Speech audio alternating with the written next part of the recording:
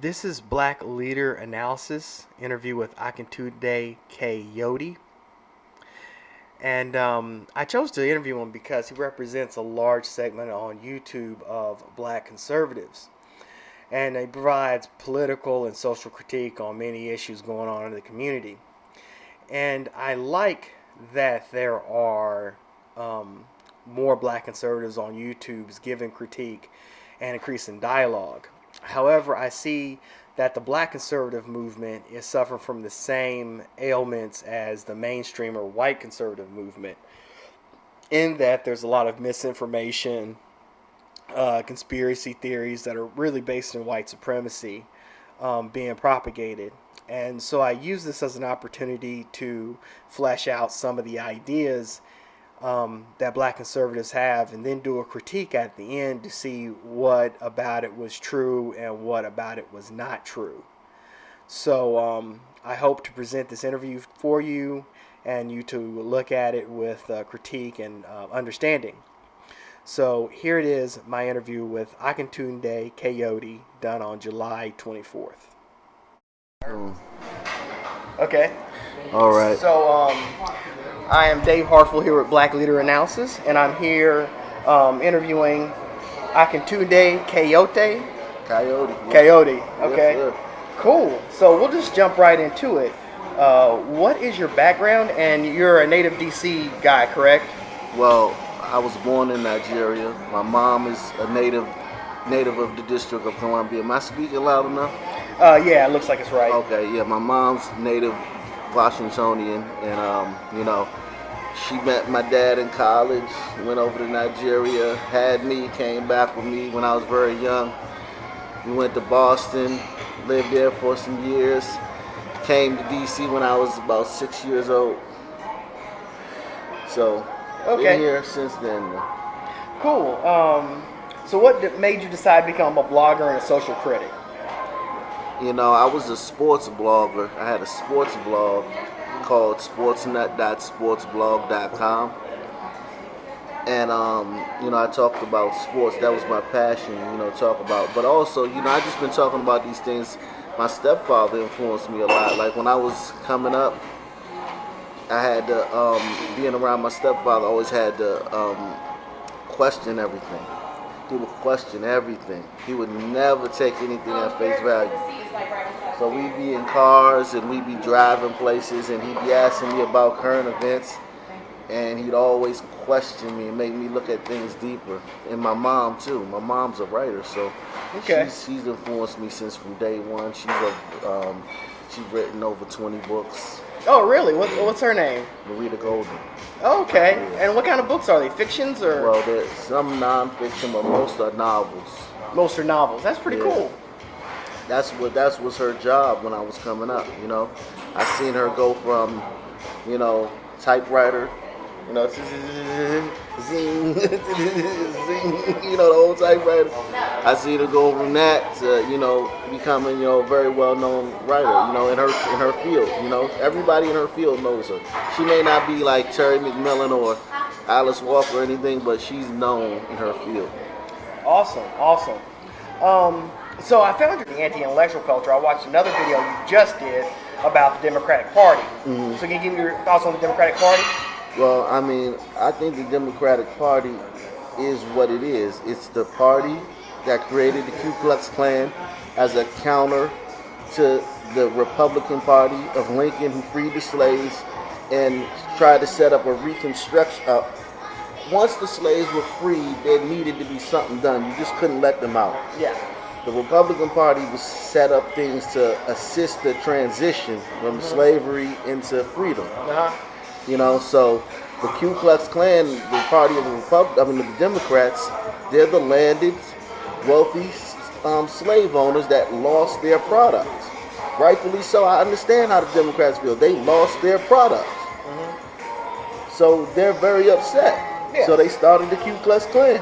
Yeah. I can be objective. That's one thing my stepfather always taught me. Like, be very objective. Don't have no emotions about it. Hey, thank you. Yeah. I understand. I understand that, why the Democrat Party started the KKK. They still started the KKK, though. Yeah.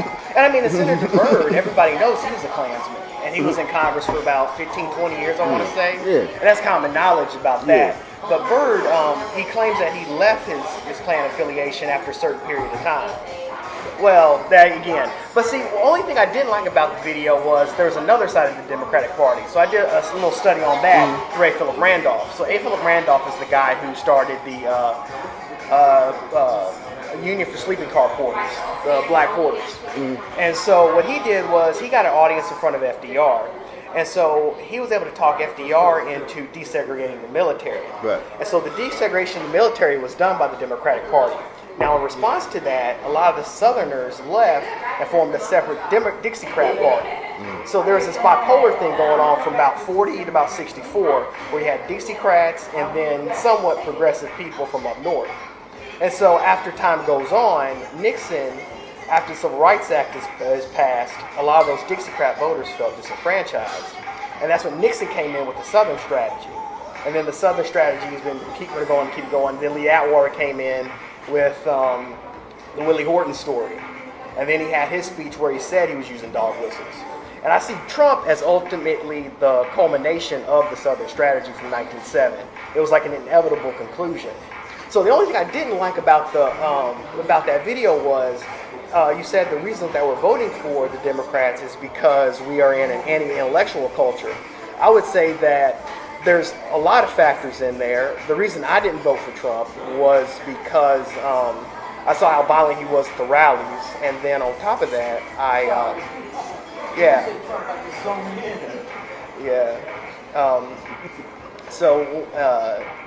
So with Clinton, I felt like there was less violence on that side of that side of the aisle. So to say that we all voted for him because we were being irrational, I don't think is really fair, because a lot of people did do the research and know the whole story of that too. So I mean, no, but listen.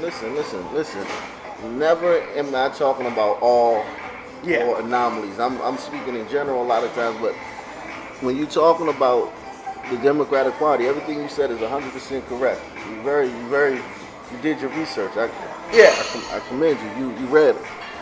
Yeah. However, the candidate that the Democrats gave us is ultimately who we were voting for in that election. And this is a woman who's her idol's Margaret Sanger.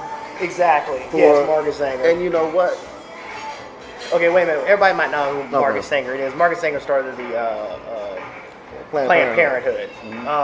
And also she had a lot of eugenicist tendencies too. Well, she was very open about, like, she's not even, it's not coded or nothing. You got to reciprocate. Yeah, I definitely know that. Like, we got to stop black people from reproducing because they're dumb, and and if they keep reproducing, they're gonna make rapists and criminals and yada yada. She was not. This is her doctrine. Yeah. Like, and you can just Google Margaret Sanger and it will come up. Like, you won't have to search for it.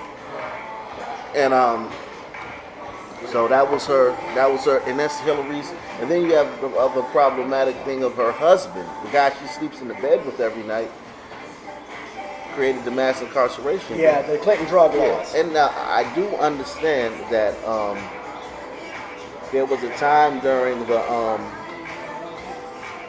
crack era where crime was very, very. I lived in D.C. during that time.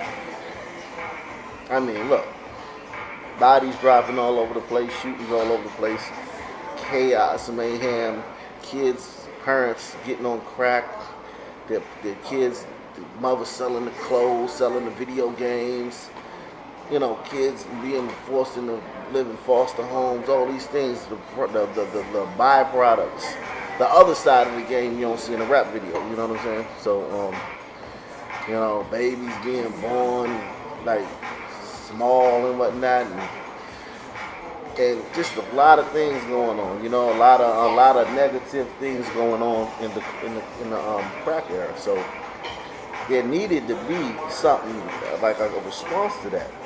So I mean, I'm not saying that those guys should have been, you know, shouldn't have been locked up.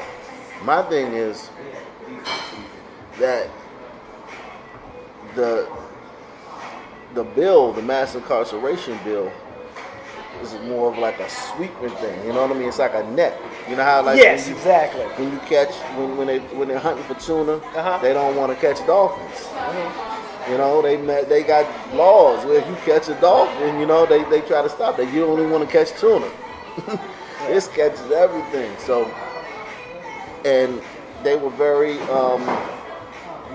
now that they have a heroin opiate crisis in Middle America and just white areas. You have a very Demi Lovato just OD, some famous singer just OD like 10 minutes ago.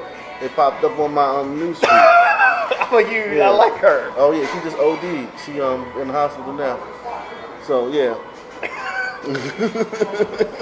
Yeah, but breaking news on Black Leader Analysis. And now they're doing therapy and things like that. Yeah, exactly. So basically, what you're saying is now that the demographics different for the drug epidemic, there's a whole different response, less polemic response, less about revenge. Right. And that's really important. That's punitive. And that's very much punitive. Exactly. And she was, and Clinton was not really a good candidate to run, you know. So, but I like you because you have more of a conservative flair, and you are from the urban area. I understand that, and I see a large group of urban intellectuals coming out for the conservative cause, like you yourself were talking about on one of your videos, Thomas Sowell. And I haven't looked into him deeply yet, but I have looked into Shelby Still, who also worked for the Heritage Foundation. Okay, so Thomas Sowell is an economist who works for the Heritage Foundation, and he's a conservative economist, and he... Hoover Institute. Huh? Hoover Institute. Yes, and Hoover Institute also. He is, how do you describe his economics? I forgot how you, very free supply-side economic. So he's supply-sider. I've read some of Thomas Sowell's work, and I did like most of it. But one thing I don't like is he tries to say there's no government programs that work, and there's nothing the government can do. And I just don't agree with that. Because one thing in D.C. that I see that's really good is rent controls. So because they have rent controls here, you have some affordable housing. If you took that away, all the housing here would be just exorbitant. You'd have to be just super rich to afford anything. And so there are social programs that do work also. So I kind of want to get your take on that. Do you think there are social programs that could work and ones that can't? You know, I do think, I don't think everything is none. There are social programs that can work. The only problem with it is that everything starts in the home. Yeah. So it's like, it doesn't matter, like, what social program you have when everything starts in the home. Yeah, so I mean, yes, definitely working within the home and getting your own family rights is really important. And that's an interesting thing that we're bringing up here. And I kind of like that we can do these social critiques like that, because I think it's important to look at it from many different sides. Like from what we do, we have I, we, and its-based solutions. So like we have things that happen internally with the community and then from the outside also. One more thing, the black voter turnout in Anacostia was 8% for the primary. In Northeast DC it was 12% for the primary. What would you suggest people do to get more black people from those most disadvantaged areas to come out and vote? The threat of a Republican winning. They know that since 1977, Mayor Washington to Barry to Eleanor Holmes Norton to Wilson to Fenty to Bowser, they've never had a legitimate Republican contender. Yeah. I follow politics. I don't know who's running with the Republican running for mayor. It doesn't matter. Yeah, it doesn't. So they don't have to go out and vote because the Democrats going to win anyway. Yeah. If they put up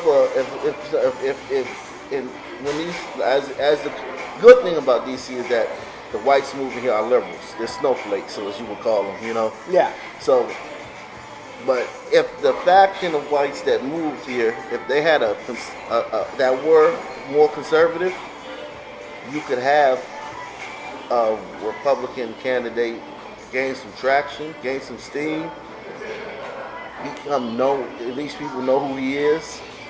Yeah, they'll vote. That would be 99% of people go out and vote just to make sure he don't get nervous.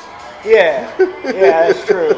And I do like that you can analyze the conservative side of things and find the good points in it. I think the best thing for us to do would be to have a black conservative platform and a black liberal platform. You can't have a black conservative platform because the Democrats have convinced black people that conservative and Republican equals racism.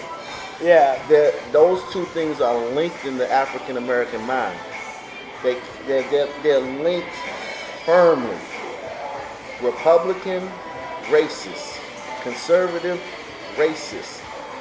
Even some of the smartest black people I know, very intelligent black people, behave like 2-year-olds when you talk about the difference between the parties. I've dealt with that myself on my blog. If I say anything that about Hillary Clinton, people assume I'm like... You hate yourself. Yeah. Like, you hate yourself because you don't want to vote for the white lady who gave you mass incarceration. Or even just not vote for her, just criticize her. Criticize her on something that she did wrong. Black people are political, but no, politically and you know, the way the world works, we don't understand that. We don't understand the way the world works. You don't just give your vote. Yes, you gotta put your vote in play. And I think you have to get something for it. Well, that's what the Hispanics do. That's one thing I like about Hispanic voters. They keep their vote up to play. Yeah, they don't. The Hispanics voted a lot for Trump. Yeah, it was 30%. And you know how many Hispanics don't like illegals coming in?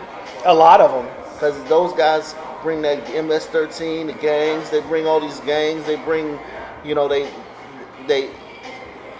Hispanic community is ravaged by gang violence, and they have Hispanics. I went to a Hispanic church in D.C. Light of the World Church is on Rhode Island Avenue for a year. Mm-hmm. El Salvadorian church. Yeah. And I mingled with the El Salvadorian people. I even learned how to speak Spanish very well. You know. Their culture, church, school, family. Larger swath than that. Now you have some black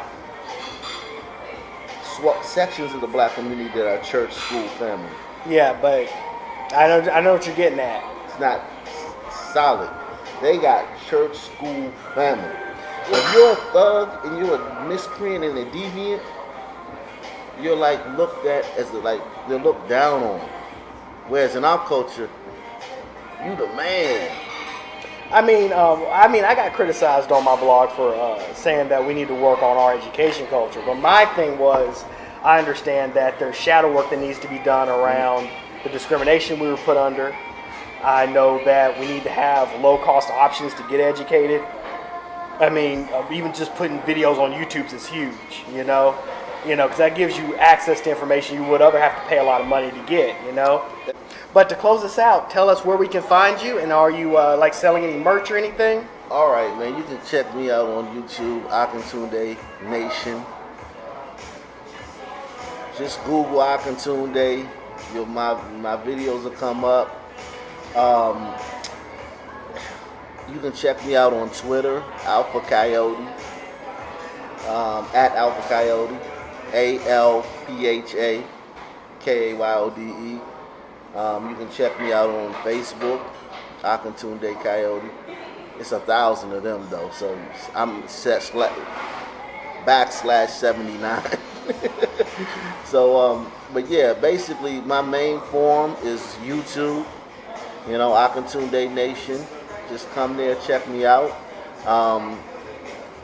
I just make videos out of, like about social. You're getting me. You're not getting like an agenda. And DC too. Yeah. I like it because you concentrate a lot on DC. I like that. Well, I don't really concentrate a lot on DC. I do stories nationally, but I have done some stories about DC because DC. I don't try to do every story about DC because DC, on a national level, it doesn't. DC is not like New York or LA. Like, first, the black community is so global with social media that you got to go where the story is. Like, for instance, who would have known the center of the world 3 years ago would have been Ferguson? You know what I mean? Who would have known the center of the world before that would have been Sanford, Florida? You know what I mean? You know what I mean? You got to go wherever the story is. So since I cover a lot of major stories, I'm usually covering national, but sometimes I do talk about DC, and I am from DC, so you're getting the perspective of a Washingtonian. Yeah, exactly. So that's more so what you're getting from DC. You're getting a Washingtonian. I appreciate it, man. All right, Thank you, man. Thank you, man. Salute to you, man. So after the interview, I decided to do some deeper research on the topics me and Akintunde talked about. The first topic I looked at was what was the Southern strategy? How is Trump connected to the Southern strategy? Who is Margaret Sanger? How is Sanger connected to Hillary Clinton? Who is Hillary Clinton? And how should all this affect someone's personal politics? So what is the Southern strategy? I got the information I'm about to use from Lee Atwater's interview with P. Lamis in 1981. Lee Atwater was chief strategist for the Republican Party. So he says that the strategy began after Brown versus Board of Education to attract Southern voters. So the Democratic Party was becoming more interested in civil rights, which alienated a lot of the Southern Dixiecrat voters that they were getting. So the plan was to attack social programs through lower taxes.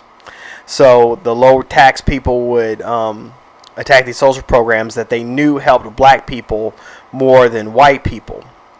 And so if you get this interview, which I have linked in the description box, you can read how the removal of busing programs would prevent schools from desegregating, because a lot of the black people wanting to go to better schools couldn't afford to drive their kid to the new school. So what the Republican Party did was they worked with the lower tax people to take away the programs they knew were helping black people, and black people needed these programs because we've been disenfranchised for so long. So by attacking these social programs through lower taxes, they were able to hurt us more than other people. This was used as a dog whistle to get more Southern, quote-unquote, racist voters to vote for the Republican Party, since they would move away from the Democratic Party because they were for a lot of the civil rights movement.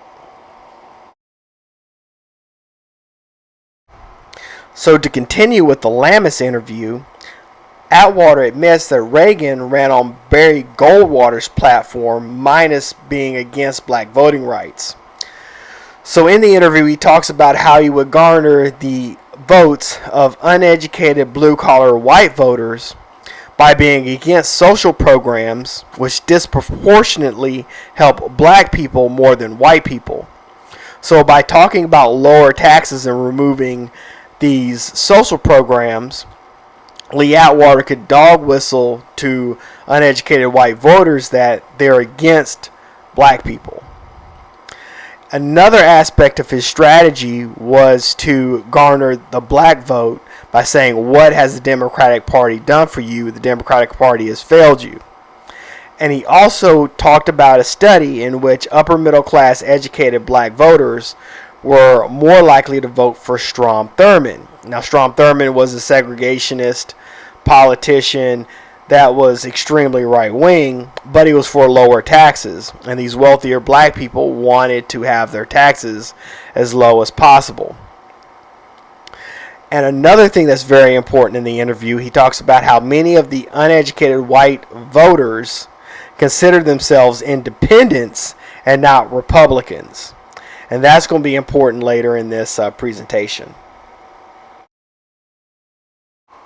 So to connect right-wing politics to the white supremacy movement, I used the information from Professor Kathleen Belew, who's done an exhaustive study on the post-1980s white supremacy movement. The interesting thing about the post-1980s white supremacy movement is that the KKK, neo-Nazi, Christian identity movements, and radical anti-tax activists coalesce into a single movement. Prior to that, those factions would have hated each other. KKK hated the neo-Nazis because they weren't American. Christian identity movement wouldn't care anything about the anti-tax movement because they are different bailiwicks or different groups. So the biggest thing that happened to coalesce these people was in 1979. There is a massacre in Greensboro, North Carolina, in which they killed many pro-communist minority protesters. So they were tried under a hate crimes law. And they say the reason that the white supremacists killed the communists was because they were communists and not because they were minorities or black. So they, even though the massacre was on film, they got off because hate crime law only covers race. And so in 1983, the movement becomes anti-government because of Reagan's perceived moderation. And then it's strengthened because of antagonism that's perceived at Ruby Ridge and the Branch Davidian complex. Both are anti-American establishment movements where people move out into the woods and create their own society. And both were destroyed by what was perceived as the U.S. government. And then the Oklahoma City bombing was revenge for Ruby Bridge and for the Branch Davidian complex movement. So what you're seeing here is the white supremacy movement uniting with anti-tax as a way to dog whistle against those social programs that are helping black people. And they are violent towards the established government.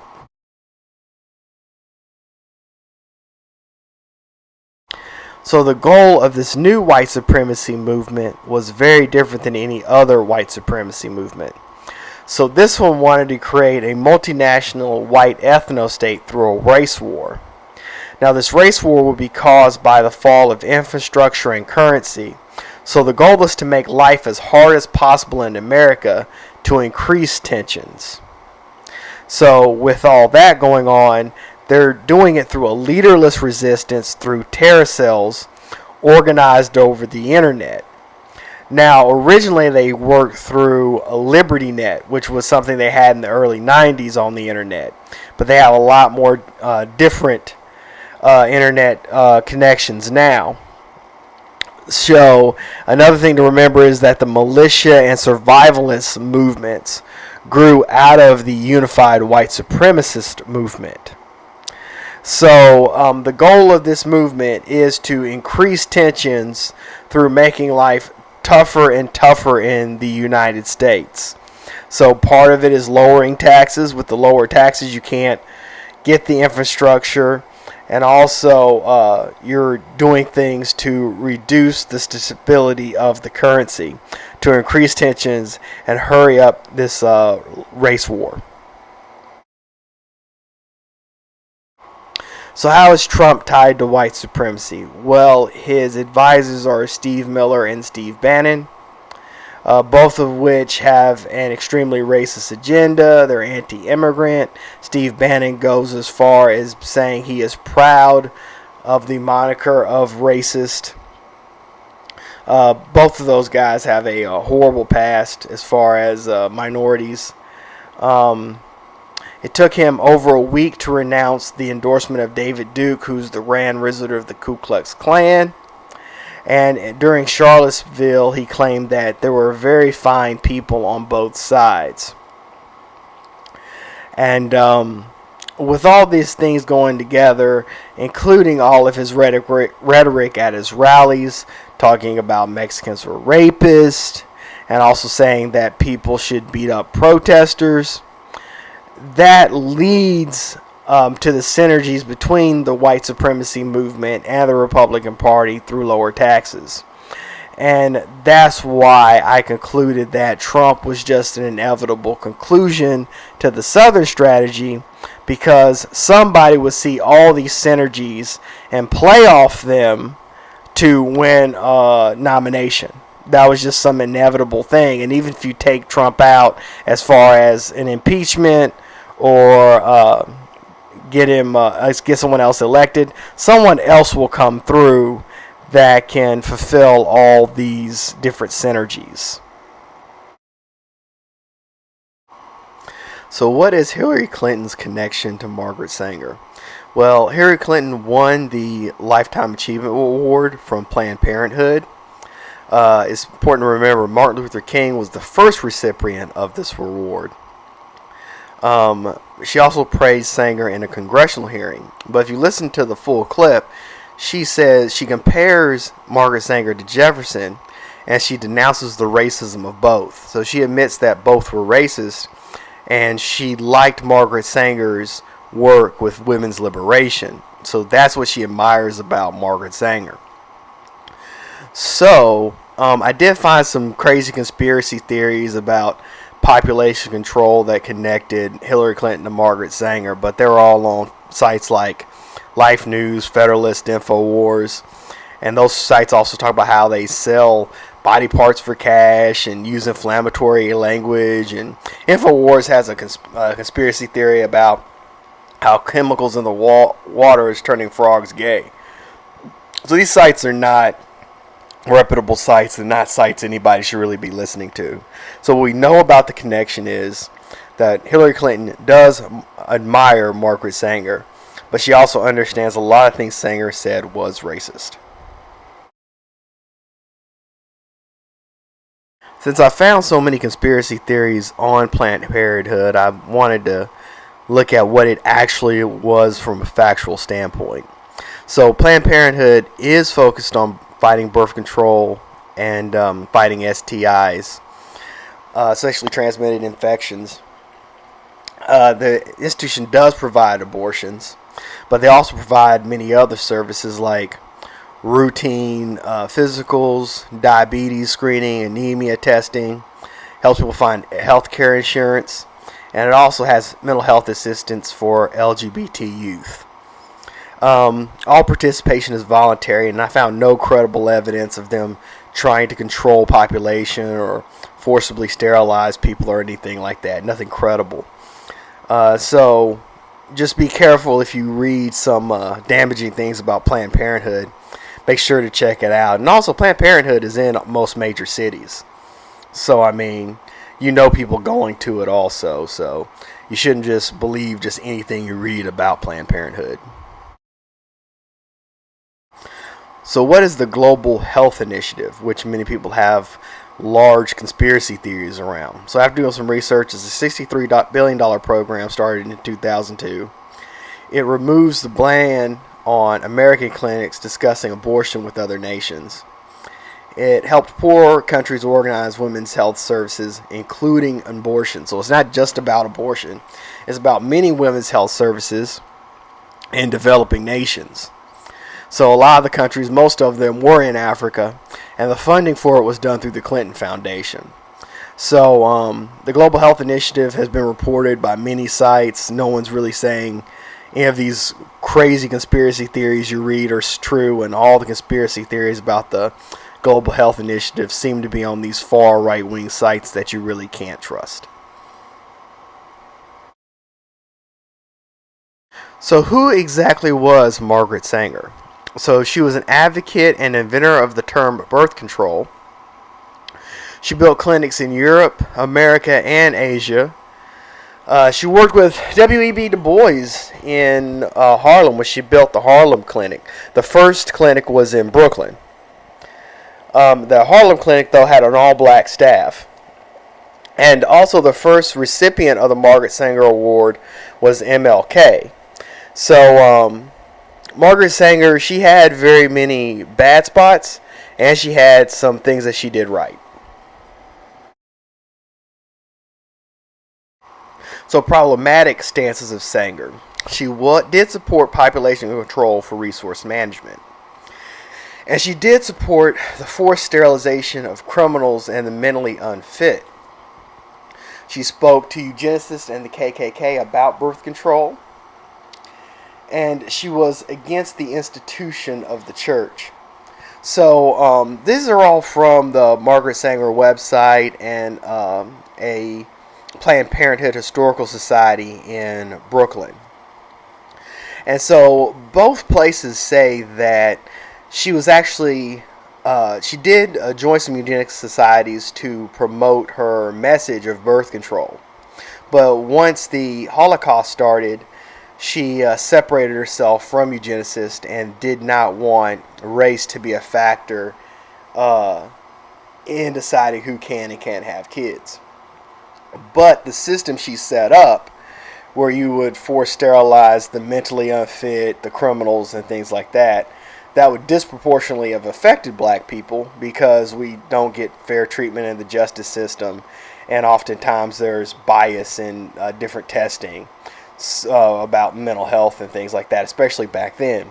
So if her policies were implemented, it would disproportionately affect black people.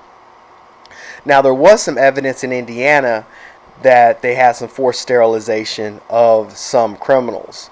And so on small scales, her policies were implemented, but it wasn't on a large scale, and it wasn't through Planned Parenthood. Planned Parenthood, everything with that was voluntary. So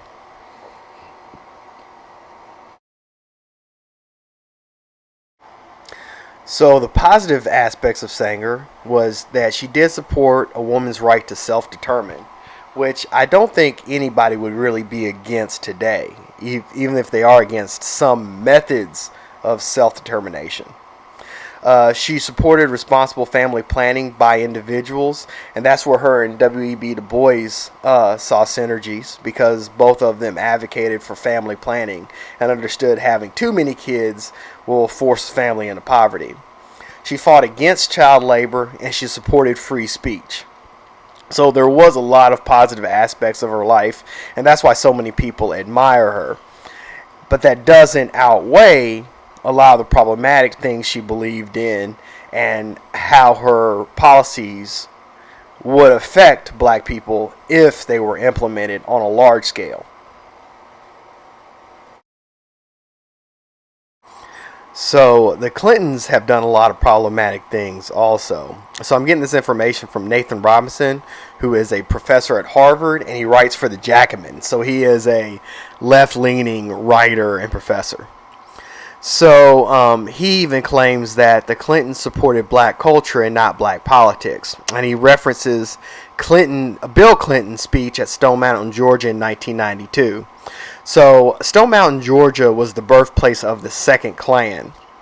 And Bill Clinton chose to give a speech there about law and order in front of a bunch of black prisoners. And before he did that, though, he went around to all the NAACP meetings around Georgia and introduced himself.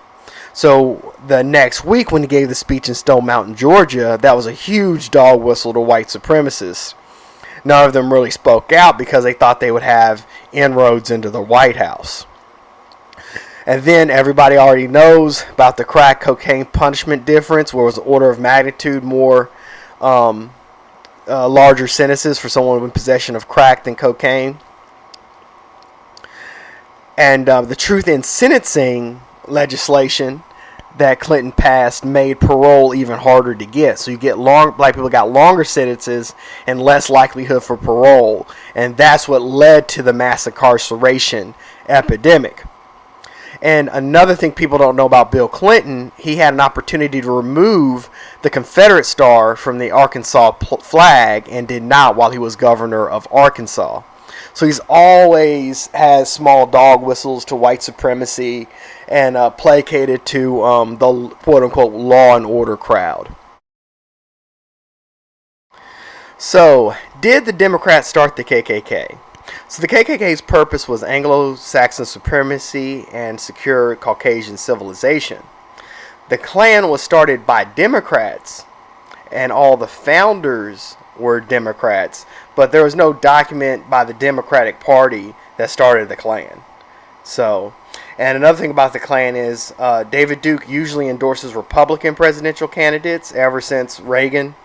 And also Steve Scalise, who was a Republican congressman, spoke at a 2002 white supremacist rally. And that was reported in PolitiFact. It was also reported in Washington Post. So to say the KKK is with any one party is a misnomer. And I think that many of these white supremacists can go back and forth between voting for either party to get their agenda across. So